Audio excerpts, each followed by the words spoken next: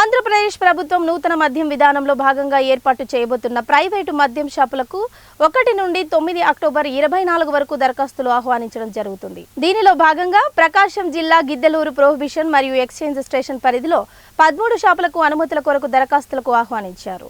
ఆసక్తి గలవారు ఈ ప్రైవేటు మద్యం షాపులకు దరఖాస్తు చేసుకోవచ్చన్నారు. పంచాయతీలో 5 షాపులు, గిద్దలూరు రూరల్ మండలంలో 3 షాపులు, అలాగే కొమరోలు మండలం 3 షాపులు మరియు రాచర్ల మండలంలో 2 షాపులు, మొత్తం 13 షాపులకు అప్లికేషన్లను ఆహ్వానించడం జరుగుతుంది.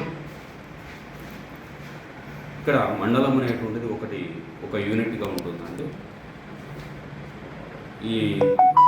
అలాగే ప్రతి షాప్కి కూడా ఒక గజెట్ సీరియల్ నెంబర్ని ఇవ్వడం జరిగింది. దరఖాస్తుదారులు ఆ గజెట్ సీరియల్ ఏ మండలంలో షాప్కి అప్లై చేసుకోవాలనుకుంటున్నారో ఆ గజెట్ సీరియల్ నెంబర్తో వాళ్ళు అప్లై చేసుకోవాల్సి ఉంటుంది.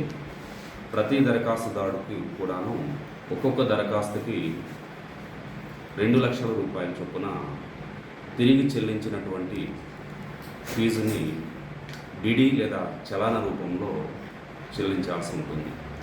అది కట్టిన తర్వాతనే వాళ్ళకి అప్లికేషన్ నెంబర్ జనరేట్ అవుతుంది. వాళ్ళు ఈ రకంగా